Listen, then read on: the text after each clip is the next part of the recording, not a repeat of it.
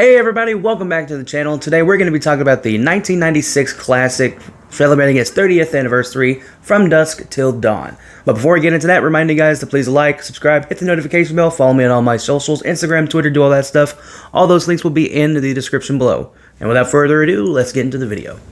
The film was directed by Robert Rodriguez and written by Quentin Tarantino, who would go on to do Grindhouse together and a bunch of other films.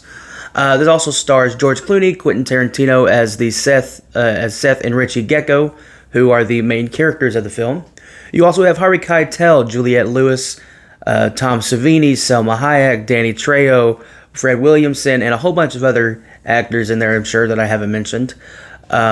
Insane cast for this little B-movie vampire flick. I remember the first time I saw this movie, it was a few years ago when the Cinemassacre, when James Rolfe, when he dropped the Monster Madness review for this, for rental reviews, and he talks about it and everything and his experience, and you know, the kind of, watching early the movie, it's kind of like this crime thriller when you first started. It's like this insane crime thriller. You have George Clooney and Quentin Tarantino on the run, they kill somebody, and it's kind of like a crazy crime thriller at the beginning of the movie. And then you get to the last half of the film, and it's this monster movie vampire, you know, plot. They go to a bar, and it just goes fucking bananas. So the Gecko brothers, they go to a hotel. They actually meet a family who is, the father is Harvey Keitel, who is a pastor who's lost his faith, and he has his two kids, one played by Juliette Lewis. Richie and Seth kidnap the family, and they convince them to drive them to Mexico, and basically to try to get past, you know, all the police and everything. And, you know, they run into Cheech Marin, who plays a Border Patrol guard, who lingers a little too long in one scene. If you know, you know. So they get to Mexico. Finally, they're home free. They don't have to worry about the feds, the Texas, the marshals, and everything like that. They get to Mexico, and they get to the bar called the Titty Twister. Now, this place is a jumping place. They got girls dancing, they got, you know, people drinking and partying, you know, chicks half naked. It's a wild place. This is also where we meet another Cheech Marin character who is out in front of the bar saying, let's just say he says the P word a lot. They go into the bar, and that's where we see Fred Williamson, Greg Nicotero, Tom Savini, and Danny Trejo, who plays the bartender. They sit down at a table, have a couple of drinks. Danny Trejo runs on stage, and he introduces Selma Hayek in one of her sexiest performances that she's probably ever done and ever will do in her time on screen. But during this whole kerfuffle, we see the Cheech Marin character comes back, and he tries to fight Quentin Tarantino's character, and another guy hops in, they shoot him, and we see that the Selma Hayek character is, you know, like, sees the blood dripping from Richie's hand, which he got stabbed, and she starts getting like feral, and we see her start to change.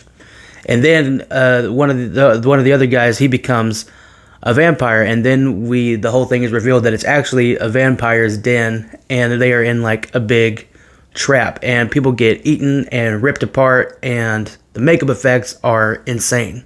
Like I said, Tom Savini and Greg Nicotero are both in this movie. I know they both worked on this film. And like I said, it's not just one style of vampire. They like make the vampires look almost reptilian in a way. They don't look like traditional, you know, Bela Lugosi type vampires, you know what I mean? Even Nosferatu. Like hell, later on in the film, Tom Savini turns into a rat. He goes from a vampire to a rat. And he has like pointy ears and stuff like that. His design looks pretty cool. By the end of the film, a ton of people die, a ton of carnage. You know, green and red and black goo everywhere. As a matter of fact, Quentin Tarantino has a fun anecdote. If you watch the behind-the-scenes commentary, he talks about how the MPAA doesn't care about blood as long, they just don't like the color red.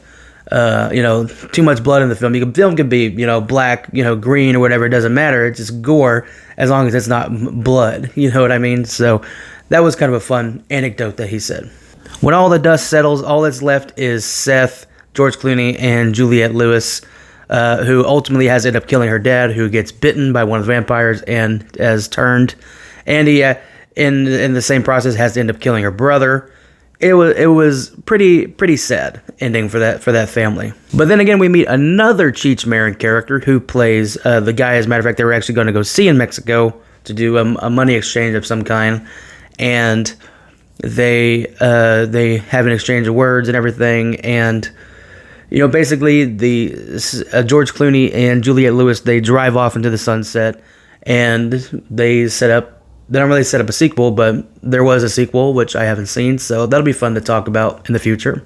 But ultimately, I really did dig this movie. This movie is, like I said, technically it's actually pretty impressive, you know, with the stuff they were able to do, like I said, with the effects and everything. It's a pretty entertaining film, you know, funny, it's comedy, it's, you know, bloody, it's gory, it's ridiculous and absurd, and it's just an alright fun film. So I'd say I give it a 4 out of 5 stars. Thank you for watching, guys.